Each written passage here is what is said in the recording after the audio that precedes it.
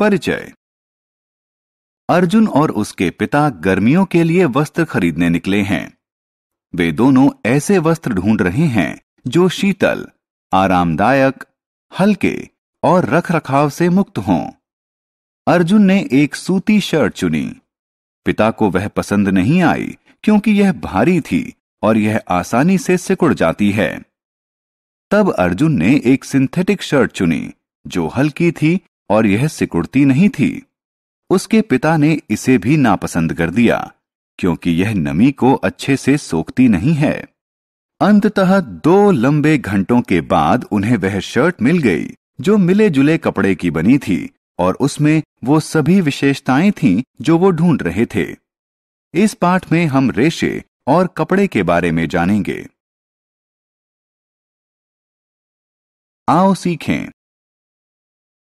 वस्त्रों का महत्व बताना, रेशे को परिभाषित करना, प्राकृतिक और कृत्रिम रेशे में विभेद करना, कपड़े की बुनाई, रंगाई, डिजाइन और सिलाई के बारे में बताना।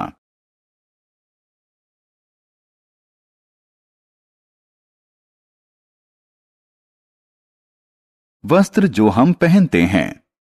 हम सब वस्त्र पहनते हैं।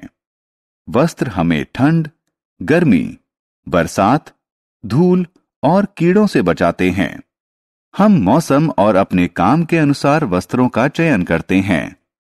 हम जो वस्त्र पहनते हैं वो हमारे नजरिए और व्यक्तित्व को दर्शाते हैं। रेशा। रेशा वह कच्चा माल है जिससे वस्त्रों का निर्माण होता है। रेशे विभिन्न चरणों से गुजरकर वस्त्र बनते हैं। सबसे पहले कच्चे रेशे को लंबी लड़ियां बनाने के लिए आपस में ऐंठते हैं। इन्हें धागा कहते हैं। कपड़ा बनाने के लिए धागे की कताई बुनाई की जाती है। कपड़े का प्रयोग लोगों की जरूरत के अनुसार विभिन्न आकार और प्रकार के वस्त्र बनाने के लिए किया जाता है। रेशे 2 प्रकार के होते हैं। 1. प्राकृतिक रेशे। 2. कृत्रिम रेशे। प्राकृतिक रेशे। प्राकृतिक रेशे पेड़ों और जानवरों से बनते हैं। सूत, ऊन और रेशम कुछ प्राकृतिक तंतु हैं। सूत पेड़ों से प्राप्त होता है। ऊन भेड़, बकरी और ऊंट से प्राप्त होता है। रेशम रेशम के कीड़े से प्राप्त होता है।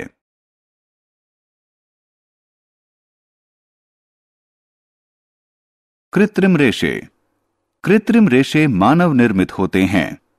नायलॉन, पॉलिस्टर इत्यादि कृत्रिम रेशों के उदाहरण हैं। कृत्रिम रेशों से बने कपड़े सस्ते होते हैं, जल्दी सूखते हैं और सिकुड़ते नहीं हैं। आमतौर पर मजबूत और मुलायम कपड़ा बनाने के लिए कृत्रिम रेशों को प्राकृतिक रेशों के साथ मिला दिया जाता है। बुनाई। बुनाई वह प्रक्रिया है जिससे धागों से कपड़ा बनाया जाता है। इसके लिए धागों का एक समूह क्षैतिज रूप से बिछाया जाता है और दूसरा ऊर्ध्वाधर रूप से। इस तरह एक दूसरे को काटते हुए धागों को बुनावट कहते हैं।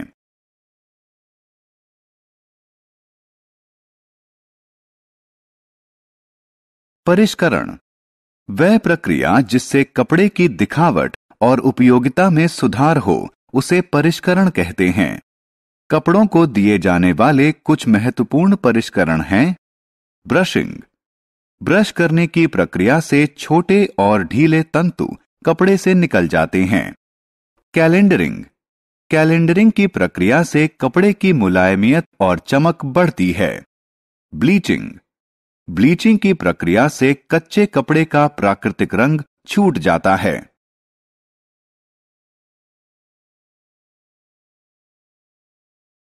रंगाई। कपड़े को नया रंग देने को रंगाई कहते हैं। एक कपड़े को रंगने के लिए पहले गर्म पानी में रंग और नमक का घोल तैयार किया जाता है। इसके बाद कपड़े को इसमें डुबोया जाता है। कपड़े को 1 घंटे बाद बाहर निकालकर धोया जाता है। अंत में कपड़े को सुखाया जाता है।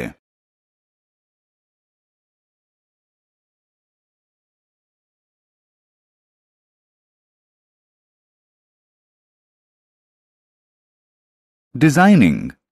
डिजाइनिंग की प्रक्रिया द्वारा कपड़े पर छापे बनाकर इसकी सुंदरता को बढ़ाया जा सकता है।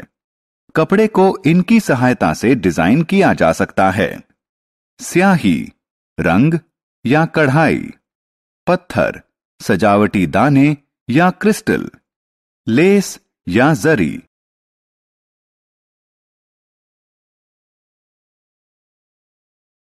सिलाई। सिलाई वह प्रक्रिया है जिससे कपड़ों को वस्त्रों में बदला जाता है।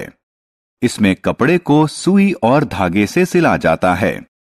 पुराने दिनों में सिलाई हाथ से की जाती थी, लेकिन आजकल सिलाई मशीन से की जाती है।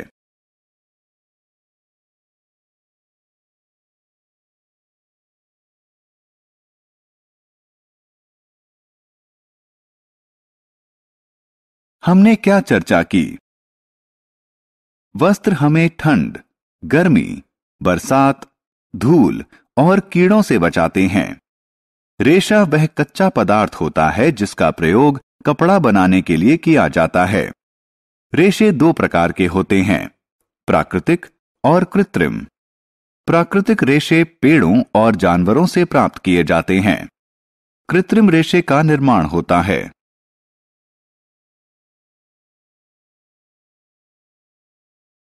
कपड़े का निर्माण एक जोड़ी धागों को आपस में एक दूसरे के समकोण पर बुनकर किया जाता है। कपड़े के परिष्करण में 3 प्रक्रिया शामिल होती है, ब्रशिंग, कैलेंडरिंग और ब्लीचिंग। कपड़े की दिखावट को बेहतर बनाने के लिए उसे रंगा और डिजाइन किया जाता है।